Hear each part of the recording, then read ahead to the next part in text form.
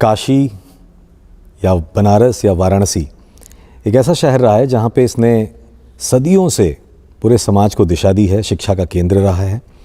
और बदलते हुए समाज के साथ ख़ास तौर से तब जब काशी खुद बदल रही है, ये शहर खुद बदल रहा है, और एक ऐसे वक्त के बाद जब कोविड जैसी त्रासदी ने पूरी दुनिया को अपने लपेटे में लेकर के बंद कर दिया था, काशी मुझे लगता है कि निरंतर तब भी चल रही थी।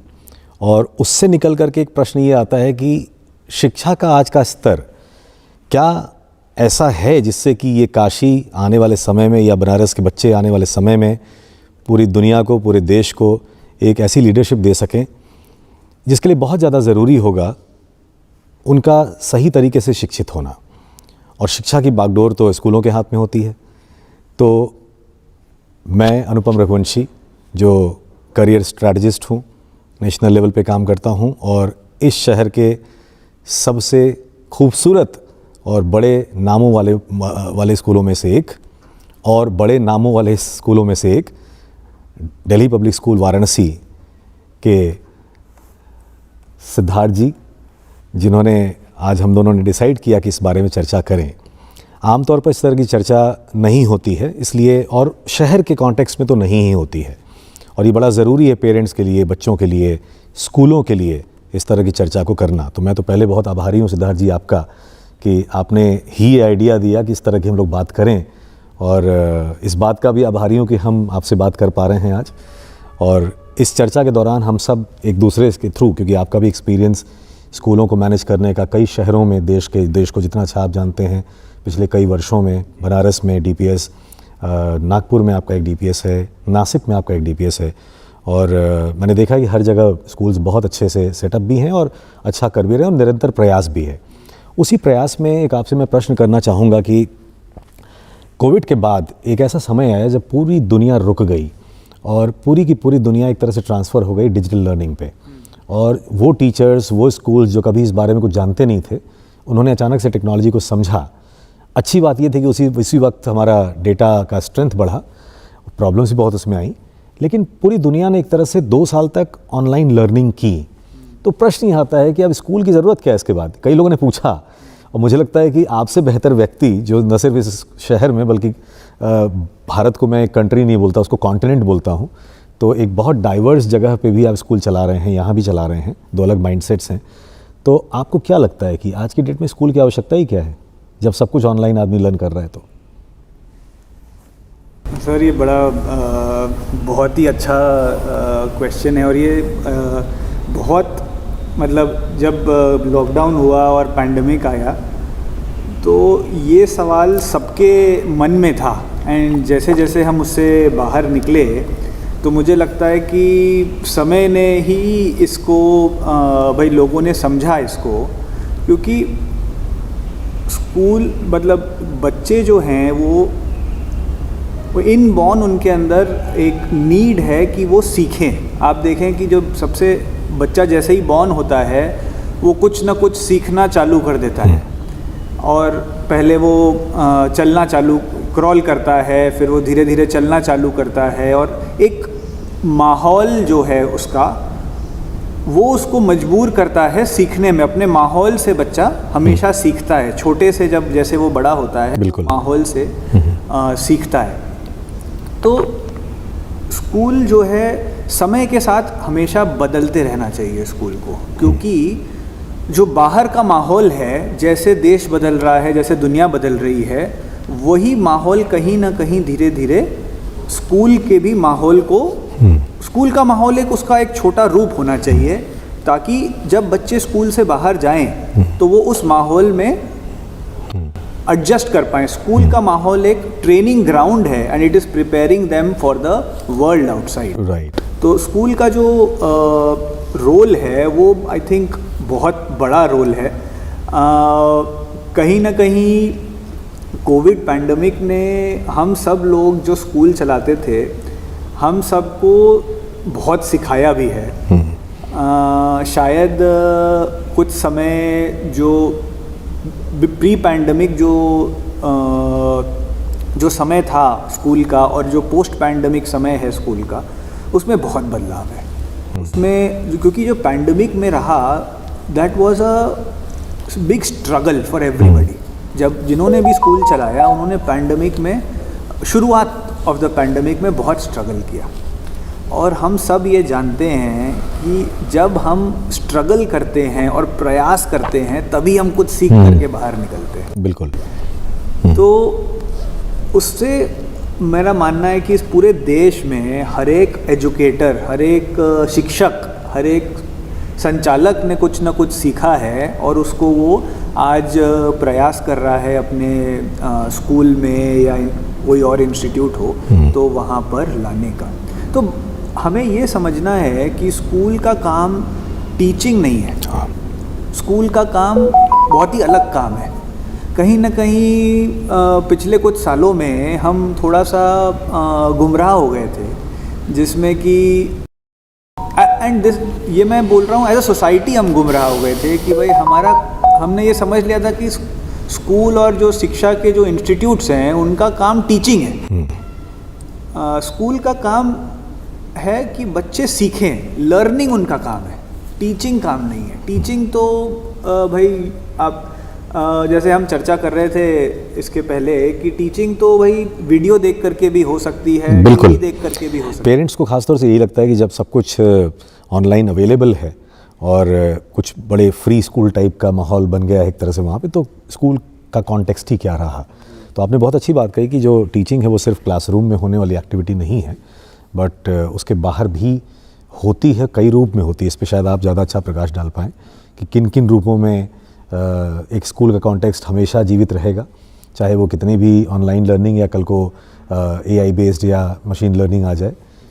तो बच्चों के अगर कॉन्टेक्स्ट में देखा जाए तो बच्चे सिर्फ, मुझे नहीं लगता कि खाली क्लास के अंदर सीखते हैं, जैसा आपने कहा।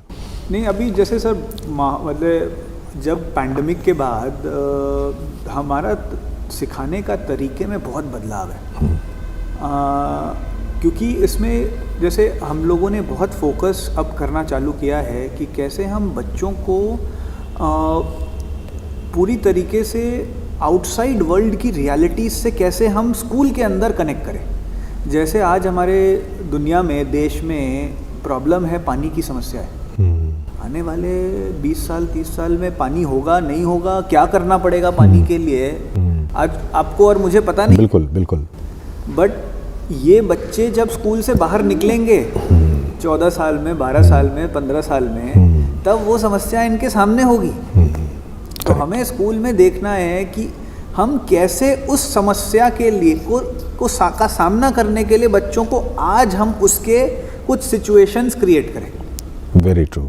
सिमुलेट करें उन समस्याओं को, करें, तैयार करें। हमें नहीं पता क्या सिचुएशन होगी, बट हमें उनको तैयार करना है कि क्या हम स्कूल में ऐसे कुछ सिचुएशन दें जिसका सोल्यूशन हमें भी नहीं पता। और ये सब चीज़ें कभी ऑनलाइन हो ही नहीं सकती। हाँ बिल्कुल, कभी ऑनलाइन हो नहीं सकती। एंड सीखने की प्रक्रिया सर, जैसा मैंने शेयर किया, ये माहौल से होती है। बिल्कुल। तो स्कूल का काम एक सही माहौल देना, एक सोशल एनवायरनमेंट देना। 4 दोस्त जब मिलते हैं तो हम सीखते हैं। एक बहुत पुरानी सेइंग है कि भाई you are an average of the 5 people you spend most time with। Very true. और अनफॉर्चुनेटली इंडियन सोसाइटी में आप अगर 10 लोगों से मिलेंगे तो जैसे ही व्यक्ति 25 साल के ऊपर हो जाता है वो सीखना बंद कर। 25 साल, मुझे लगता है कि जब हम लोग ऑनलाइन लर्निंग की बात कर रहे हैं तो ये मतलब I will be taking that thing from you only in a very पन मैनर, कि अगर हमारा व्यक्तित्व या किसी बच्चे का जो शेपिंग व्यक्तित्व है वो उसके इर्द गिर्द रहने वाले 5 लोगों का एक समूह होता है, उनका एवरेज होता है। तो अगर ऑनलाइन लर्निंग होगी तो बच्चा तो टेलीफोन या गैजेट्स में रहेगा, तो उसमें वो आजकल के बच्चे हैं, मुझे दिख रहा है ऐसा मेरे अपने करियर में जो मैं देखता हूँ कि बहुत सारे बच्चे मुझे मिलते हैं जो अपने मोबाइल या अपने गैजेट के 5 ऐप्स का एक पर्सोनिफाई करते हैं उसको, जिसमें वो सोशल मीडिया हो गया, यूट्यूब हो गया, स्नैपचैट हो गया। तो वो कहीं ना कहीं से एक मरीचिका में, एक डिल्यूजन में, delusion is like something that defies reality. तो रियलिटी को डिफाई करना बड़ा आसान है जब आपके हाथ में एक गैजेट हो जो बॉटमलेस इंटरनेट के साथ हो। तो मुझे लगता है कि ये बहुत बड़ी समस्या को भी जन्म देने वाली चीज़ है। बट हाँ, आपने बहुत अच्छी बात कही कि जो 4 दोस्त जब मिलते हैं तो आप सिर्फ जीतना नहीं सीखते हैं बल्कि हारना भी सेलिब्रेट करते हैं। और हारते हैं तो शुरू में कोई सेलिब्रेशन नहीं होता, लेकिन ऑनलाइन अगर आप जाते हैं तो जैसे पहले एक बीच में बहुत सारे ऐसे गेम्स आए जिसमें कि बच्चों ने आत्महत्या करनी शुरू कर दी, गेम का कुछ स्वरूप ही ऐसा था।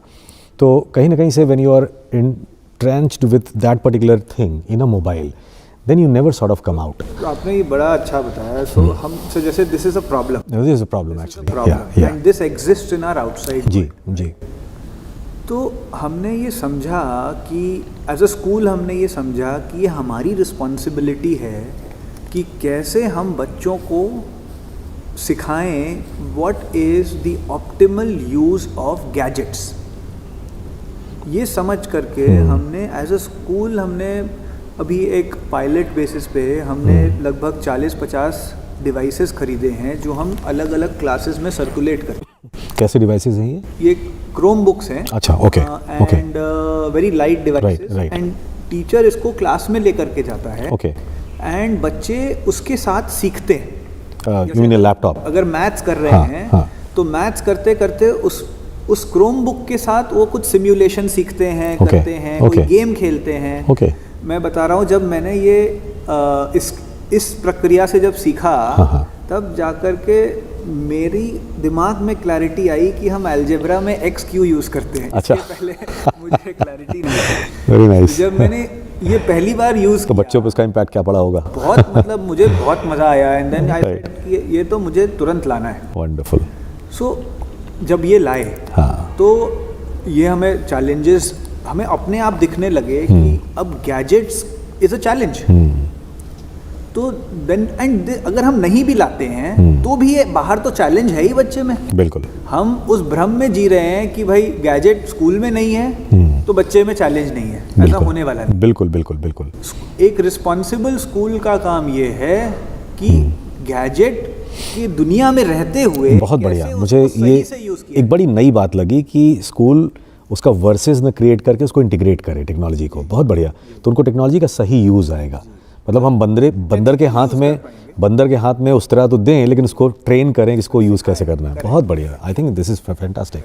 आई think this is a new thing that I have heard because there are schools across the world. जैसे IB बोर्ड के जो स्कूल्स हैं इंडिया में भी या जो विदेशों में स्कूल्स हैं उनमें बहुत पहले से ये पैटर्न लागू था कि बच्चे लिखना छोड़ करके और टैबलेट्स लेकर के आते थे जहाँ पे वो उस पर ही लिखते थे।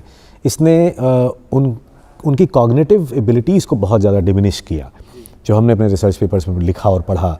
क्योंकि जब बच्चा लिखता है तो बेसिकली उसके दिमाग के स्नायु तंत्र रेजोनेट होते हैं उस थॉट प्रोसेस के साथ, वाइल्डरनेस के साथ, आइडियाज़ के साथ, लेफ़्ट और राइट माइंड का बैलेंस होता है। लेकिन जब वो लिखना ही छोड़ देता है तो लिखना बहुत अच्छी एक्टिविटी है जो कि क्लास में होनी चाहिए। लेकिन अब जब दुनिया टेक्नोलॉजी की तरफ बढ़ गई है तो उसको हम कैसे डिवॉइड करें? तो डेफिनेटली अच्छा कुछ ऐसे भी बच्चे हैं, टेक्नोलॉजी मुझे लगता है कि सबको एक समभाव नहीं देता है, जिनके घरों में अच्छे गैजेट्स हैं या गैजेट्स हैं और उसी क्लास में बैठे हुए बहुत सारे बच्चे हैं जिनके पास गैजेट्स नहीं है या उनको गैजेट का एक्सेस नहीं है। तो आपके इस स्टेप से कि क्लास को एक गैजेट मिल जाए, इससे मुझे लगता है कि वहाँ पे एक यूनिवर्सैलिटी आएगी टुवर्ड्स गैजेट को यूज़ करने के और गैजेट को सही तरीके से यूज़ करने के दोनों। सर देखिए इसमें बहुत कोई भी एक बड़ी कंपनी होती है तो उसका हमेशा एक छोटा सा अंश रिसर्च में जाता है। True, very true. और वो उस कंपनी को आगे ले जाने में बहुत अहम रोल प्ले करता है। ट्रू। आप अगर गूगल की भी बात करेंगे तो गूगल में हर एम्प्लॉय को एक समय दिया जाता है कि भाई आप कुछ एकदम ही अलग करिए। ट्रू। और गूगल आज के दिन इनोवेशन के लिए जानी उसी ले जाती है। तो हम लोगों ने सर यही समझा स्कूल में कि हमें स्कूल में कुछ ना कुछ रिसर्च बच्चों के साथ करते रहना है, छोटे स्तर में बट रिसर्च करते रहना है। नई पेडागोजीज के ऊपर रिसर्च करते रहना है। क्योंकि उससे अभी हम एक छोटा सा बच्चों के साथ काम कर रहे हैं कि जो एक क्लास में हम ये काम कर रहे हैं कि हम उनको डिवाइसेस दे रहे हैं और डिवाइसेस दे करके ऐसा काम कर रहे हैं कि वो अपने पेस पे सीखे। Okay. एक बच्चा अगर फ्रैक्शंस हम सिखा रहे हैं, एक बच्चा नॉर्मल फ्रैक्शन पे का वीडियो देख रहा है, जो वो वीडियो उसी सर का वीडियो है जो वो उनको पढ़ाते हैं। ओके। उनका वीडियो देख रहा है और उसके वो सवाल कर रहा है और उसके बगल में तीसरा बच्चा है जो कि मिक्स्ड फ्रैक्शन तक पहुंच गया है। ओके। और वो उसी क्लास में बैठा है और दोनों बच्चे फ्री हैं, जहाँ भी डाउट हो वहाँ पे सर से जा करके पूछने के लिए, क्योंकि सर भी सामने हैं और घूम रहे हैं। और ये डिवाइस का एक्सेस सभी बच्चों को मिला हुआ है। हर बच्चे के पास एक डिवाइस है। सो अब जो दुनिया जा रही है वो पर्सनलाइजेशन की तरफ जा रही है। मुझे लगता है ये बहुत बढ़िया बात बताई, क्योंकि बच्चों के पास, जिनके पास डिवाइसेस हैं, उनको डिवाइसेस का सही यूज़ नहीं पता, और मज़े की बात कि पेरेंट्स को भी नहीं पता। तो अगर उनको हम सेंसिटाइज कर दें कि डिवाइसेस अगर हैं भी तो उसका सही यूज़ कैसे हो, तो उसमें जो क्यूरियोसिटी आएगी वो नॉलेज का एक लेयर क्रिएट करेगी। I think that's a great idea. Sir हमारे उपनिषद में भी ये बताया है, नॉन डुअलिटी की बात बोली। हाँ, बिल्कुल। ये बोला है कि गुड और बैड नहीं होता, सही और गलत नहीं होता। बट जब भी कोई नई चीज आती है हम हमेशा ये सोचते हैं कि ये या ये। हाँ, करेक्ट, वर्सेस वाले उसमें आ जाते हैं। करेक्ट। ये जो माइंडसेट है या थॉट प्रोसेस है, ये हमारे समाज के लिए को रोकता है। ये लर्निंग के अगेंस्ट है बेसिकली। लर्निंग के अगेंस्ट है, ये रोकता है। राइट। इवोल्यूशन जो प्रकृति का नियम है उसको रोकता है। राइट।